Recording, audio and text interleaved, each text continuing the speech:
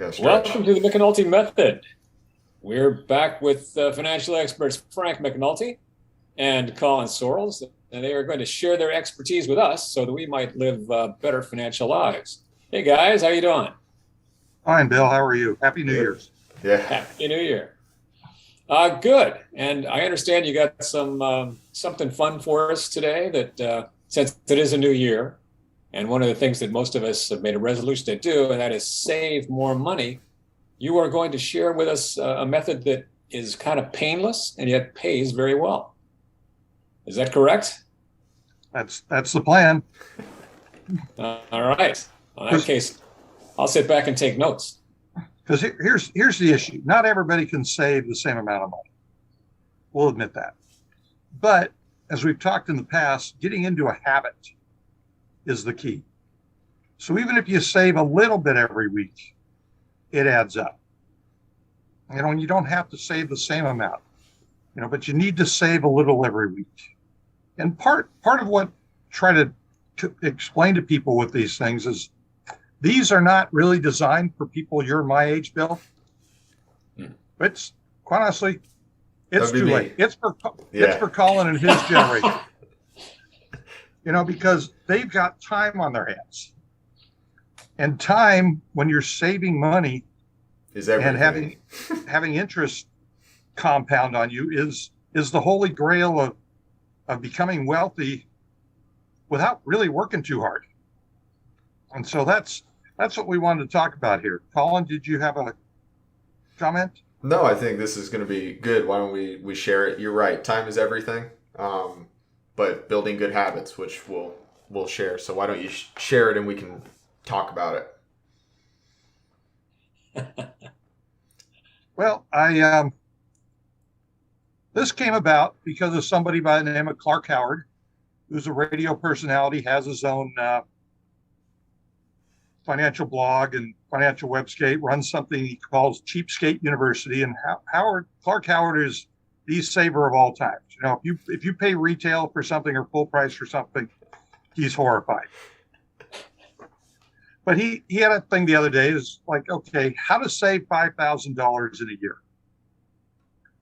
And I know that sounds insurmountable when you talk about just one sum. But if you think about it, there's 52 weeks in a year. So if all of a sudden you say, well, I want to save 5,000 this year. Well, now you only need to put away, if you did it evenly over the year, less than $100 a week. And before you know it, you have $5,000. And the other people, people can be very negative at times. I say, well, it's only $5,000. What's that going to do? Well, here's what it's going to do for you. If you put away $5,000 every year in 5 years at 7% interest, which is less than the normal stock market average return, you're going to have $30,000. In 10 years, you'll have almost $34,000. And this is where it gets fun. You're still saving the same amount, but all of a sudden, because it's compounding the interest, you're now up to $219,000 after 20 years, $505,000 in 30 years, and $1 million in 40 years from just saving $5,000 a year at 7%. Money. Think about your daily week and how much money you may just waste. And my favorite is Starbucks. Just if you cut out that Starbucks, you've already saved 25 or 30 bucks a week right there. I don't know how much they cost because I don't go there. But it's things like that. Well, it's not going to hurt. It's not going to hurt. The key is you need to do what's best for you first. You need to save first. Make this the first thing you do every week. Then you can spend all the rest without having to worry about it. Colin, from your standpoint, what do you think? I like this graph, and the one thing I really like is that 7% is based on after tax. So a lot of times we invest our money, we get 10%, whatever, from the market. This 7% is after you've paid your tax, what you're taking home. So you talk about Starbucks, and you're take that $5 that you're spending every day and saving it and putting it towards this $5,000. In the long run, how far could you, if you retired with $1 million, that's what you have to draw on. Taxes are paid. It's your money to spend, and I think you brought up the point at the beginning, time is everything. Get started now. You see that big jump there between 10 and 20 years, and keeps growing it to the point between year 30 and year 40, it doubles, so I think it's the key of being consistent with it, investing it, not spending it at Starbucks, and doing it now, for my generation, my age, start at 21. In 40 years from now, when you're 61 and ready to start thinking about retirement, you're not going to be thinking about those $5 coffees you didn't buy. You'll be looking at that retirement account with $1 million in it. And I don't have to work another day in my life. So, well, and you brought up an very interesting point. This is after tax. Well, you have, now there's these things called a Roth IRA, right? So and you can put $6,000 a year in a Roth, and you take that money out tax free. So let's see what you would end up with 10%. Well, that number just got really impressive. Wow, that is impressive. So you put in $6,000 a year for 40 years, and you have $2.5 million essentially. That's all you did. You funded your Roth every year. You didn't chase the newest, hottest stock flavor of the week. You just invest in the good companies, strong companies, and you have $2.5 million. That's a lot of money. No, it is. You're talking about less than $20 a day that you're putting in. Right. And I know Well, to some people that may be an insurmountable ask, but it all depends on what you want. Can you do it? And with the internet and things, you can always pick up extra work if you need it. It's just what you really want. It's sitting down and deciding what you really want to do with your life. And financially, if you want to get to, quite honestly, Bill and my age and go, uh-oh, we're in trouble. Neither one of us are saying that, fortunately, but a lot of people do. Whereas if you do this now, if you started doing this, let's see, the average person graduate from college, let's say 22, get their first job and started doing this. So at 62, they'd have $2.5 million. And I'd like if you could go up to the 6,000, because we are talking about some people, maybe they work for 60, 50 grand a year their whole life. I'd like to see what it looks like with even just 3,000, or something, where you're saving not even $10 a day. We're getting closer to literally giving up that Starbucks cup of coffee every day and seeing where that gets you. Wow. You're not just a millionaire, you're a multi-millionaire still. There you go. And all you had to do was give up a $5 cup of coffee. Now it adds up. Go ahead. No, it just adds up. Yeah. And what I'd like to also, if, because we've been talking about investing it, looking at, going back to the original problem, which was the 52 weeks, how that breaks down to give people a look at that. I think it's on the first sheet. Oh, there we are. The 52-week challenge. There you go.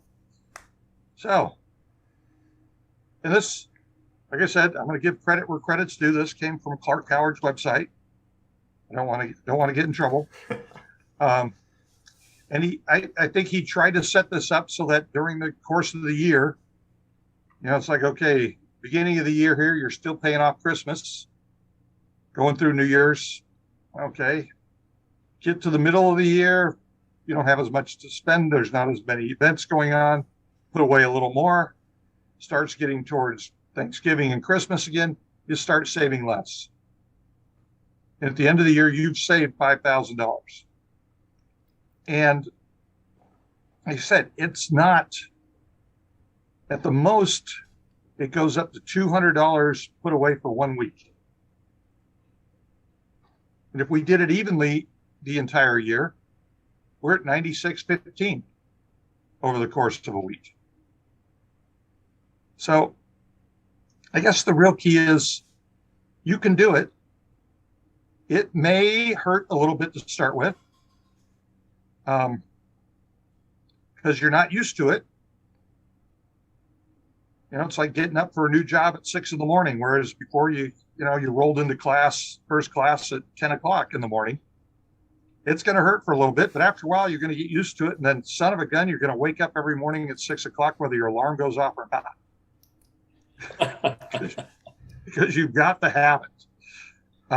Well, and I like that about this. I think, part of it is lined up with the holiday season and spending more money and whatnot. But I think I also read in his article, part of it is it's difficult to build that habit. If you're not used to putting away that kind of money every day, start with 20. Okay, the next week I'm going to do, I think it's 35, but, let's just say 25 and then 30 and 35 and put an extra 5 a week, And before you know it, it's not so bad to put 100 a week because you've been building up to it. Right. And you may find when you get up here to $200, it doesn't hurt that much. And you keep doing it. And then you got and that you just 6,000. keep doing it. So then that means at the end of the year, next year, you can do $10,000 at $200 a week every. Look, the key is, doesn't matter how much money you have, you can spend it. Doesn't matter how much money you make, you can spend it. Look at all the basketball players in the NBA. Yep. No matter how much they make, they can spend it. The key is putting some away that you can't touch. No, and from what you guys have been showing us, no matter how little you make, you can put some away. And it'll go Right. a long way. Even if it's just $20. Hey, right. It's $20, still- that gets you to what, that 2,000? No, $20 gets you to 1,000. But There you go. I'm out of at college least- for 2 weeks and I can't do math anymore. there you yeah. So I tell people it goes away really quick. But even, Wow. what, 1,000? So with 2,000, we were at 2.5 million. So 1,000, you're probably still hitting your million. At Right. 10%. No, so I think no matter what we talk about, the bottom line is time is your friend when you're young for investing. Right. Can we go back to the investment one real quick? Because I think we can make that point. Let's say you get out of college, you're